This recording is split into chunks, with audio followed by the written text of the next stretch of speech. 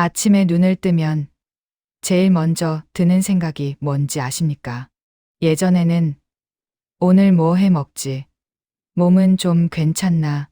이런 생각이 먼저 들었는데 어느 순간부터는 문득 이런 생각이 들더군요. 내가 없어도 우리 아이는 잘 살아갈까? 아마 이 영상을 보고 계신 분들 중 상당수가 고개를 끄덕이실 겁니다. 자식이 몇 살이 되든 부모 마음은 참 이상합니다.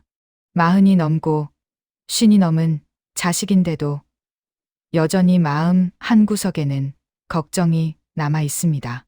그런데 오늘은 걱정 이야기보다 조금 다른 이야기를 해보려고 합니다. 나중에, 아주 나중에 우리 이름이 떠올랐을 때 자식이 한 번이라도 더 찾게 되는 부모. 힘들 때, 기쁠 때, 아무 일 없어도 문득 생각나는 부모. 그런 부모가 되는 방법에 대한 이야기입니다. 오늘 이야기는 어디서 배운 이론도 아니고 책에서 베껴온 말도 아닙니다. 저와 비슷한 나이를 살아온 사람들, 이미 부모 노릇을 오래 해본 사람들의 삶 속에서 나온 이야기입니다. 젊었을 때는 부모 역할이 뭔지 단순하게 생각했습니다. 먹여주고, 입혀주고, 공부시키고, 아프면 병원 데려가면 되는 줄 알았습니다. 그런데 아이가 크고, 집을 떠나고, 자기 가정을 꾸리기 시작하니 부모 역할은 그때부터가 진짜 시작이더군요. 어떤 부모는 자식이 자주 전화하고 어떤 부모는 몇 달에 한 번 연락받기도 합니다. 그 차이가 돈 때문일까요? 학벌 때문일까요? 아닙니다. 결국 사람 사이의 관계는 마음이 결정합니다. 첫 번째로 꼭 이야기하고 싶은 건 자식의 삶을 대신 살아주려 하지 않는 부모가 되는 겁니다. 이게 말로는 쉬운데 실제로는 제일 어렵습니다. 자식이 힘든 선택을 앞두고 있을 때 우리는 이미 겪어봤다는 이유로 답을 알고 있다고 착각합니다. 그건 하지 마라. 그 길은 힘들다. 내 말 들어라. 이런 말들이 무의식적으로 튀어나옵니다.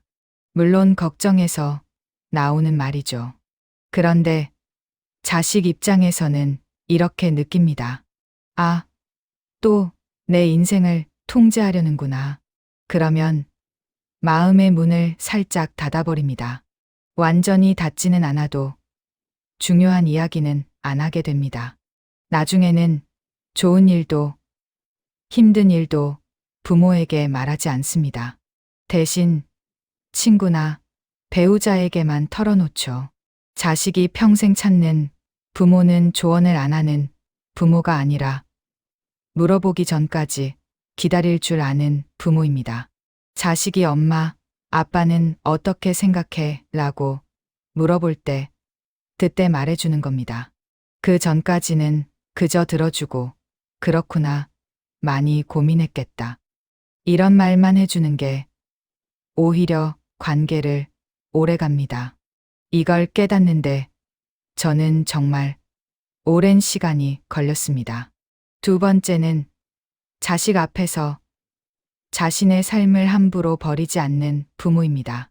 이건 특히 60대 이후에 아주 중요한 이야기입니다. 우리는 은근히 이런 말을 자주 합니다. 이제 나는 너희만 잘 되면 돼. 나는 없어도 된다. 내 인생은 끝났지 뭐. 이 말들이 사랑에서 나온 말 같지만 자식에게는 무거운 짐이 됩니다. 자식은 부모가 자신의 삶을 포기하고 자기에게 매달린다고 느끼면 부담을 느낍니다. 그리고 그 부담은 시간이 지날수록 연락을 줄이게 만드는 이유가 됩니다. 반대로 자기 삶을 잘 사는 부모는 자식에게 매력적인 존재가 됩니다. 동네 친구들과 웃고 소소한 취미 하나라도 있고 건강 챙기며 자기 이야기를 하는 부모를 자식은 존중합니다. 우리 부모는 아직도 자기 삶을 살고 있다는 느낌이 들면 자식은 오히려 더 자주 연락합니다. 걱정이 덜하니까요. 부모가 건강하고 자기 일상을 즐기고 있으면 자식 마음도 편해집니다. 그래서 자식이 평생 찾는 부모는 자식을 위해 자신의 인생을 다 바친 부모가 아니라 자식과 함께 각자의 인생을 살아가는 부모입니다. 세 번째는 자식의 배우자와 자식의 선택을 존중하는 부모입니다. 이 이야기를 하면 다들 한숨부터 쉽니다. 그게 제일 어렵다라고요. 맞습니다. 특히 며느리, 사위 문제는 부모 마음을 가장 힘들게 합니다. 하지만 아주 냉정하게 말해봅시다. 자식이 선택한 사람은 그 사람이 좋든 싫든 자식, 인생의 일부입니다. 그 사람을 인정하지 않으면 결국 자식도 함께 멀어집니다. 처음에는 참고 전화도 하고 얼굴도 보다가 어느 순간부터는 명절에도 핑계를 대고 안 옵니다. 왜냐하면 자식은 자기 배우자가 상처받는 걸 더 이상 보고 싶지 않거든요. 자식이 평생 찾는 부모는 자식의 선택을 틀렸다고 말하지 않는 부모입니다. 마음에 안 드는 부분이 있어도 속으로 삼키고 겉으로는 존중해 주는 겁니다. 그리고 이상하게도 그렇게 한 부모일수록 시간이 지나면 며느리나 사위가 먼저 다가옵니다. 어머님, 아버님은 항상 저를 믿어주셨어요라는 말을 듣게 됩니다. 그 순간 그동안 참아온 모든 감정이 보상받는 느낌이 듭니다. 네 번째는 자식에게 미안하다는 말을 할 줄 아는 부모입니다. 이건 정말 중요합니다. 우리 세대는 부모에게 사과받아 본 경험이 거의 없습니다. 부모는 늘 옳고 자식은 늘 참고 살아야 했죠. 그래서 우리는 무의식적으로 부모는 사과하면 안 된다고 배워왔습니다. 그런데 시대가 바뀌었습니다. 자식은 부모도 하나의 인간이라는 걸 압니다. 실수할 수 있고 상처 줄 수 있다는 것도 압니다. 그런데 부모가 그걸 인정하지 않으면 자식은 마음속에 오래도록 상처를 품고 삽니다. 그때 그 말 아직도 잊히지 않아. 이런 말을 중년이 된 자식들 입에서 종종 듣습니다. 자식이 평생 찾는 부모는 완벽한 부모가 아니라 잘못했을 때 그땐 내가 너무 심했다. 미안하다라고 말할 줄 아는 부모입니다. 그 한마디가 관계를 완전히 바꿉니다. 자식은 그 순간 마음속에서 부모를 다시 받아들입니다. 오히려 그 뒤로는 더 이해하고 더 배려하려고 합니다. 부모가 먼저 내려놓아야 자식이 다가옵니다.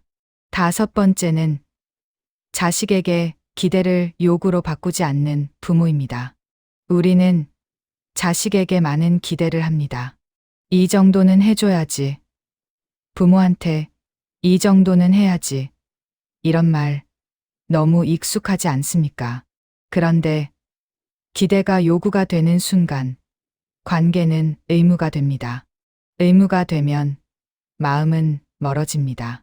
자식이 평생 찾는 부모는 자식이 무언가를 해줄 때 당연하게 여기지 않는 부모입니다. 전화 한 통에도 고맙다고 말하고 찾아와 주면 바쁜데 와줘서 고맙다라고 말하는 부모입니다. 그러면 자식은 이렇게 느낍니다. 내가 이 집에 오면 환영받는구나. 그 느낌 하나로도 발걸음은 훨씬 가벼워집니다. 반대로 왜 이제 왔냐? 왜 전화 안 하냐? 이런 말이 쌓이면 자식은 점점 오기 싫어집니다. 사랑은 강요할수록 멀어집니다. 이제 이야기를 조금 더 현실적으로 해볼까요? 나이가 들수록 건강 이야기를 빼놓을 수 없습니다. 자식이 부모를 찾게 만드는 가장 현실적인 이유 중 하나는 부모가 스스로 건강을 챙기고 있다는 믿음입니다. 자주 아프고 늘 힘들다고만 하면 자식은 죄책감을 느끼고 그 죄책감은 오래가면 부담으로 바뀝니다. 물론 아프지 말라는 말이 아닙니다. 아플 수 있죠. 다만 가능한 범위 안에서 운동하고 식사 챙기고 자기 몸을 소중히 여기는 모습 자체가 자식에게 큰 위안이 됩니다. 우리 부모는 자기 몸을 책임질 줄 아는 사람이다라는 인식이 생기면 자식은 안심하고 자기 삶을 살아갑니다.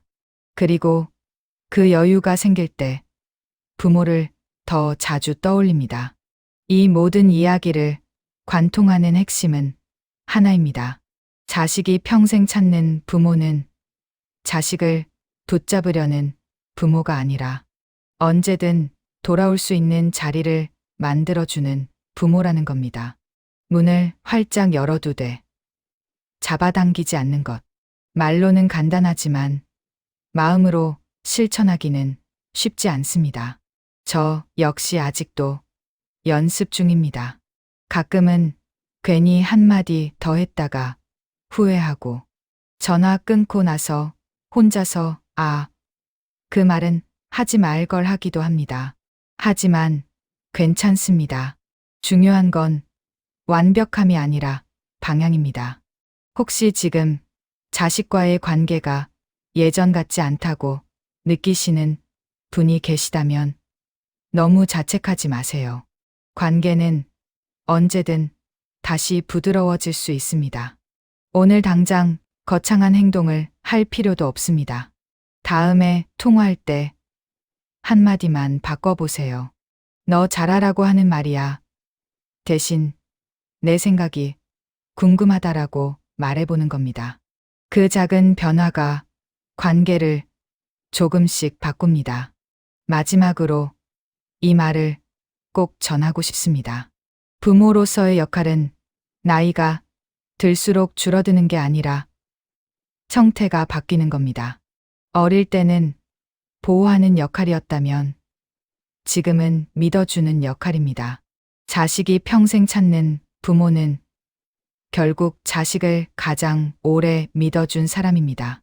오늘 이 이야기가 마음 한구석에 조용히 남아서 내일이나 다음 통화 때 조금 다른 말을 하게 만드는 계기가 되었으면 좋겠습니다. 그걸로 충분합니다. 언제나 여러분의 건강과 행복을 응원합니다. 이 영상이 도움이 되셨다면 좋아요와 구독 그리고 알림 설정 부탁드려요.